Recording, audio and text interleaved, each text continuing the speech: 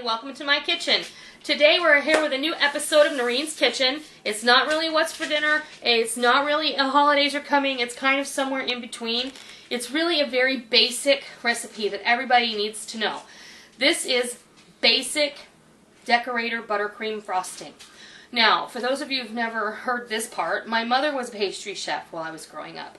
And the only thing precluding her from continuing that is the fact that she has horrific arthritis in her hands and really can't deal with the icing. So I have kind of dabbled in it and I do a bit of decorating myself. But this is a very basic buttercream frosting. This is different from the buttercream I made in my coconut cake video. That buttercream is just a little looser and it's more conducive for if you need to make it thicker if you want to pipe flowers. But I'm going to use this buttercream today. We're going to make some cake pops later, and I wanted a thicker frosting to bind that dough together. So let's see what goes in this. Super easy, very few ingredients. You're not even going to believe it. A 2-pound bag of powdered sugar, a stick of Crisco, which is 1 cup, a stick of butter, which is a 1/2 cup. And we're going to flavor this up with some vanilla and some butter flavor. Now this is clear butter flavor and this is my regular vanilla. If you are trying to achieve a pure white icing, you need to get the clear vanilla flavor that they sell in the cake aisle at Walmart or from any Wilton distributor. They have it at Michael's as well. It is not pure vanilla. It's simply, whoops. It's simply, tea doesn't go in. No, that's my iced tea. Is simply vanilla flavor that has no color added to it. But I don't mind that. I'm going to use my regular vanilla. So, I got a question. Yes? Why can't they use butter flavored Crisco? You can use butter flavored Crisco, but butter flavored Crisco is yellow. Yeah. And I don't like the fake butter flavor that butter flavored Crisco lends to this frosting. You can feel free to use butter flavored Crisco.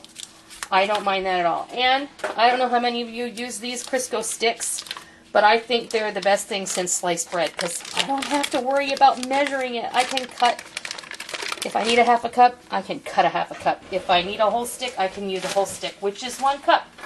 And that to me is the best part of this. Okay, so what we're going to do is put this in our mixer bowl. I do not recommend doing this with a hand mixer. I really don't. I'm making sure that's on there. It is. You have to beat this so long your arm will fall off.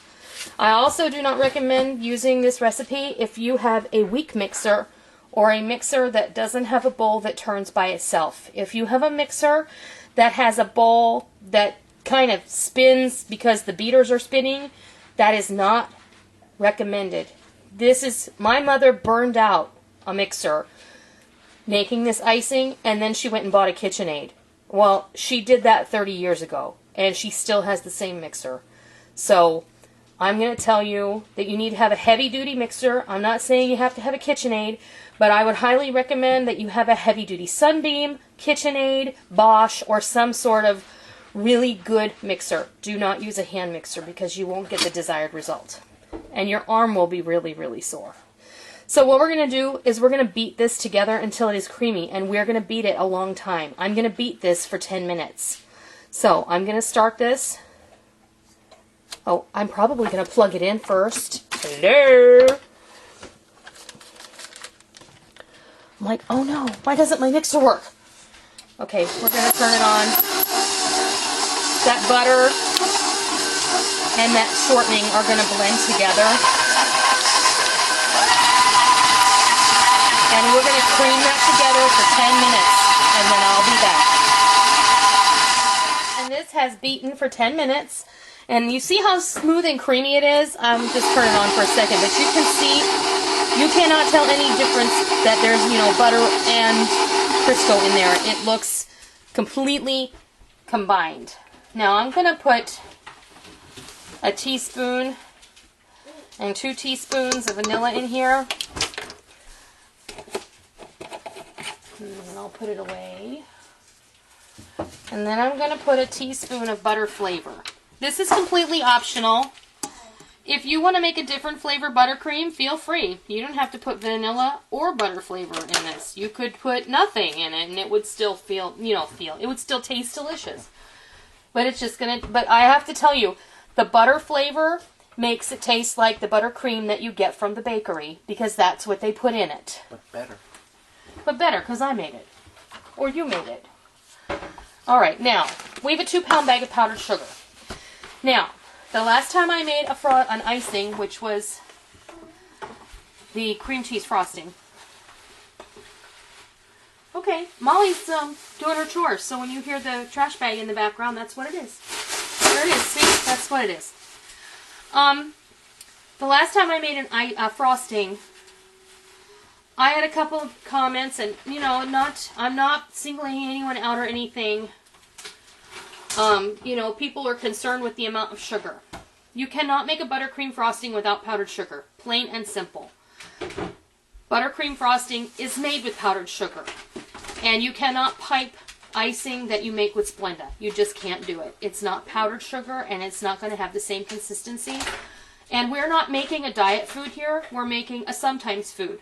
And the holidays are coming, and I want everybody to understand how to make buttercream frosting. So, this isn't to single anyone out, and it's not to, you know, make anybody who can't eat this sad. This is just an instructional tutorial to explain how to make this particular item. Now, you want to add this. I usually add the entire bag all at one time, but I'm not going to do that today. Today I'm going to take it slow, and I'm going to add a cup at a time. And I'm going to blend it slowly. Otherwise, you're going to end up with a giant cloud of powdered sugar in your kitchen. So I'm just probably going to ditch the bag and ditch the cup and do it this way.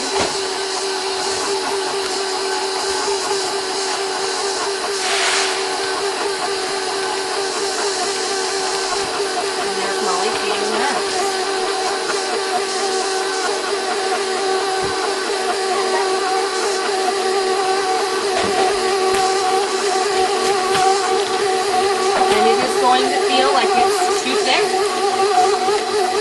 And then what we're going to do is we're going to add a little water, but not a whole lot of water. Because seriously, there's like 2 tablespoons of water. We're going to add that in there.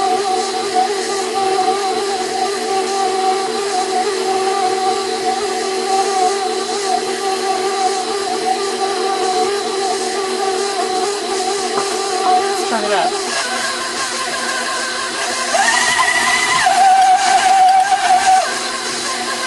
I'm going to add a little more water.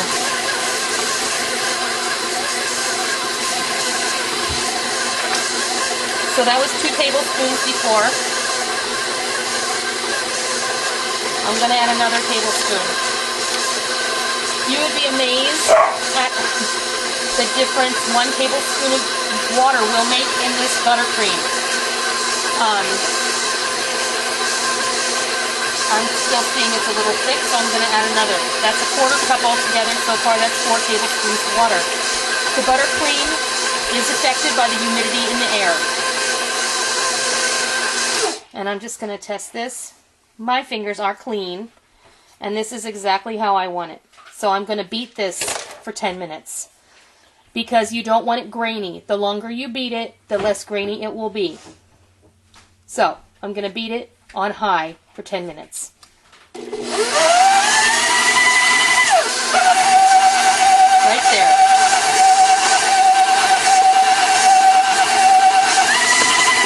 Right there. That's on a 5 for those of you with a KitchenAid.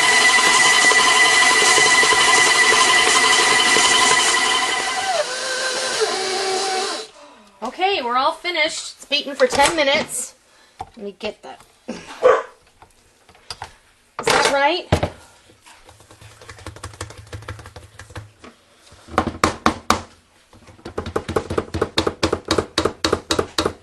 Okay, nobody probably wants to lick that off. There's the finger.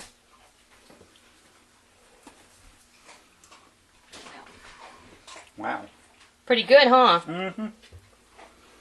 All right. All right. Now, let's come over here. There's your buttercream. That's exactly the consistency that I want. And I'm sorry, but I can't do this without sticking my finger in it, so. It's light. It's creamy. It's no longer grainy from the powdered sugar. And if you want to pipe this, it's going to be perfect. It's the perfect consistency for spreading on a cake. Or in my case, we're going to make cake pops. And we're going to do that next because I think that's going to be so much fun. So, I hope you try this and I hope you enjoy it. Easy.